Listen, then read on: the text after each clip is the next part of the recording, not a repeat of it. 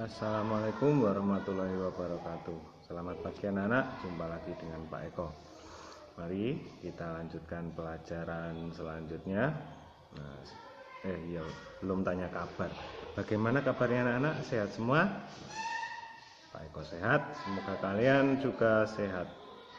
Nah, sebelum kita mulai pelajaran, mari kita berdoa dulu. Bismillahirrahmanirrahim. Mari kita buka LKS-nya.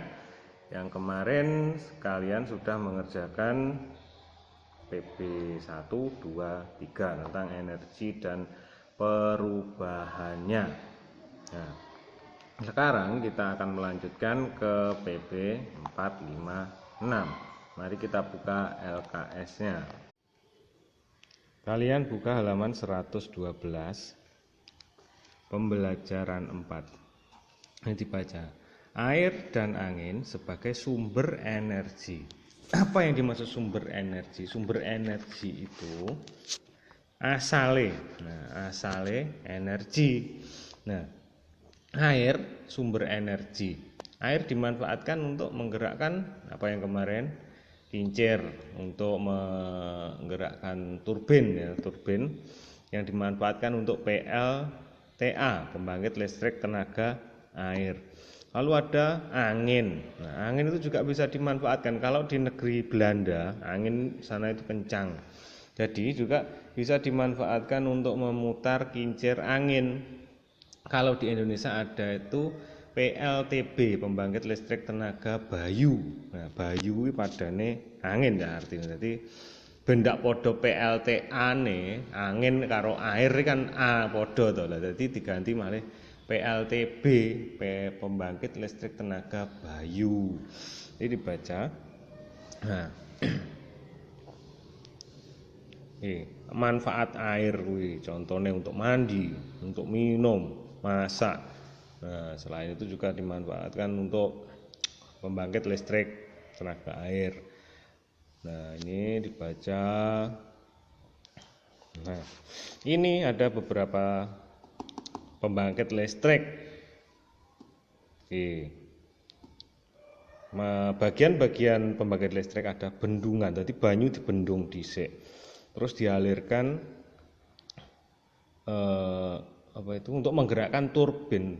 Nah, turbin ini kincire kuwi. Lalu kincir dihubungkan dengan generator. Generator ini yang bisa mengubah energi gerak menjadi listrik. Ya kuwi lek cilik kuwi padane koyo dinamo, kuwi lho cah, dinamo layangan, dinamo sepeda. Itu kalau bergerak kan bisa menghasilkan listrik. Cuma kalau generator ini besar sekali. Lalu jalur transmisi untuk mengalirkan energi listrik dari PLTA ke rumah-rumahmu. Ini contoh PLTA yang ada di Indonesia. Yang dekat saja di Wonorejo, PLTA Wonorejo, Tulungagung, tapi di sini tidak tertulis. Ini di Jatiluhur, Maninjau,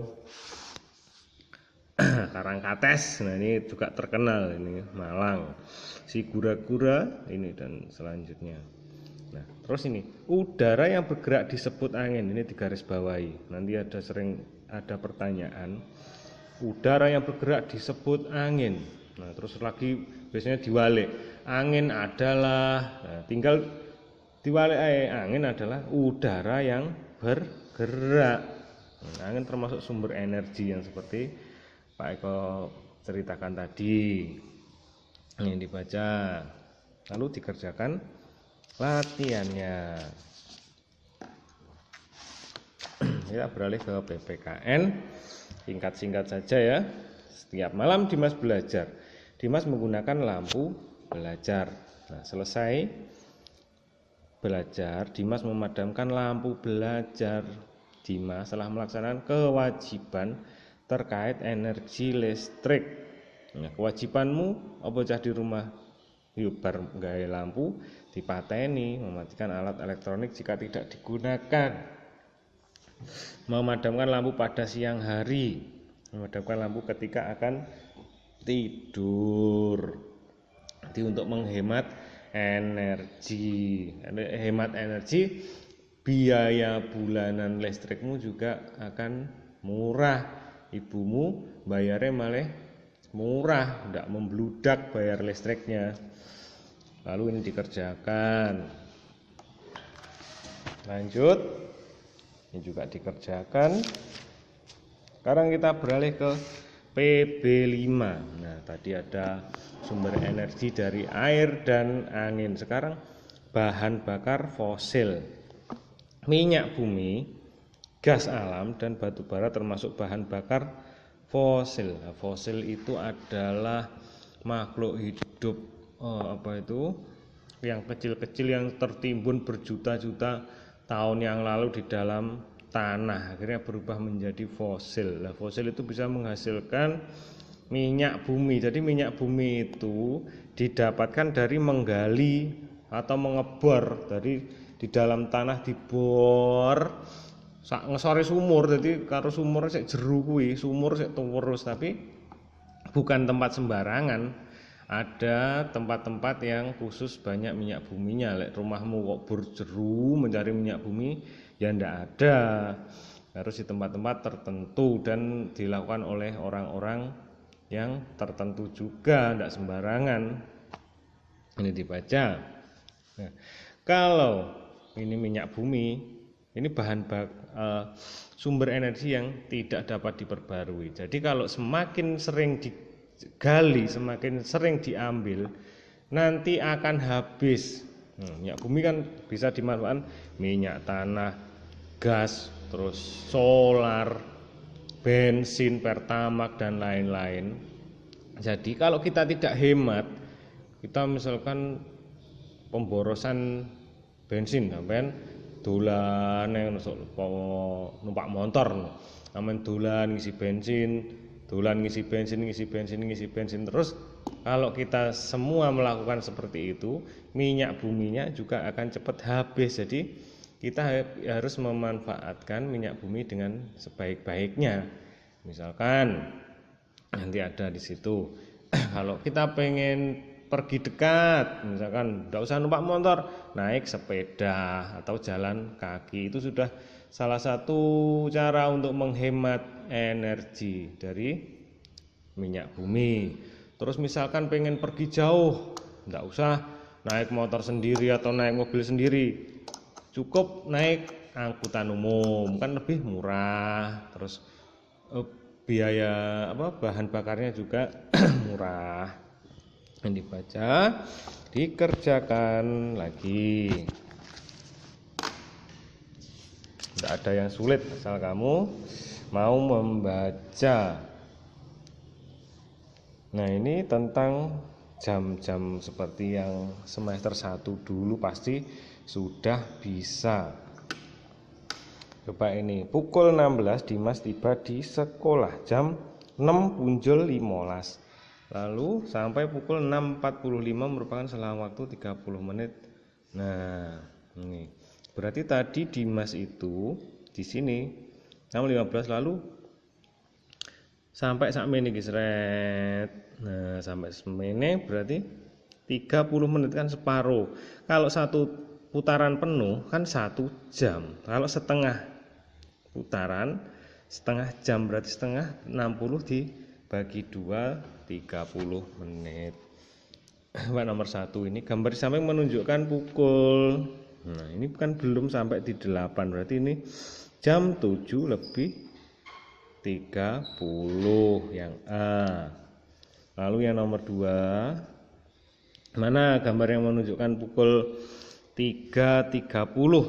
3.30 itu berarti jam 3 pagi. Nah, mana 3.30. Nah, 3 lebih 30. Ini berarti yang B. Lalu kita beralih ke PB6. PB6, energi adalah kemampuan melakukan kerja. Ini digarisbawahi juga. Apa yang dimaksud energi? Energi adalah kemampuan untuk melakukan kerja. Energi berasal dari macam-macam. Nih, energi panas, energi bunyi, energi gerak. Sumber energi yang ada di sekitar kita. 1. Makanan, sinar matahari, angin, air, minyak tanah, kayu bakar, baterai listrik. Coba kita pelajari satu persatu. Makanan. Nah, makanan itu adalah sumber energi. Siapa yang membutuhkan makanan untuk sumber energi? Makhluk hidup, terutama adalah manusia. Jadi manusia itu sumber energinya dari makanan. Lalu makanan itu dirubah menjadi energi kimia. Nah, energi kimia jenenge dieling-eling ya. Energi yang terkandung dalam makanan adalah energi kimia. Jadi setelah kita makan, prosesnya sampai ndak ngerti. Pokok bar mangan wareg terus malih rosoneh lah, itulah yang dimaksud energi kimia. Nah, ya toh sampean lek lemes poso ngono kae, bar maem engko awake malih fit neh. Nah, itulah yang dimaksud energi kimia. Ini dibaca. Untuk mempertahankan hidup, menggerakkan organ tubuh memenuhi kebutuhan sehari-hari. Sinar matahari juga dibutuhkan manusia, mengandung vitamin D untuk tumbuhan, melakukan fotosintesis, dibutuhkan oleh petani untuk mengeringkan hasil panen. Lalu angin tadi juga dimanfaatkan sebagai sumber energi untuk menggerakkan kincir angin, air. Nah, selain untuk makan, selain untuk minum, mencuci, masak, air juga untuk penggerak tenaga PLTA itu ya, pembangkit listrik tenaga air. Minyak tanah. Nah, ini minyak tanah berasal dari minyak bumi, minyak tanah, lengo tanah. Bisa dimanfaatkan untuk apa? Bahan bakar kompor. Selain kompor bisa untuk lampu ublik. Nah, tahu lampu ublik benda? Nah, itu sebagai sumber energi yang bisa menghasilkan cahaya. Lalu dikerjakan. Ya. Sekarang tugasmu yang lain adalah mengerjakan ulangan harian tema 6 subtema 1. Tugasmu selain PB 456 kamu juga ulangan harian tema 6 subtema 1. Dikerjakan di buku ulangan. Ini soalnya sudah ada di yang lalu-lalu ya. Sekarang kamu mulai mengerjakan 1 hari 1 PB, yang terakhir adalah ulangan harian. Sekian dulu. Wassalamualaikum warahmatullahi wabarakatuh. Semangat.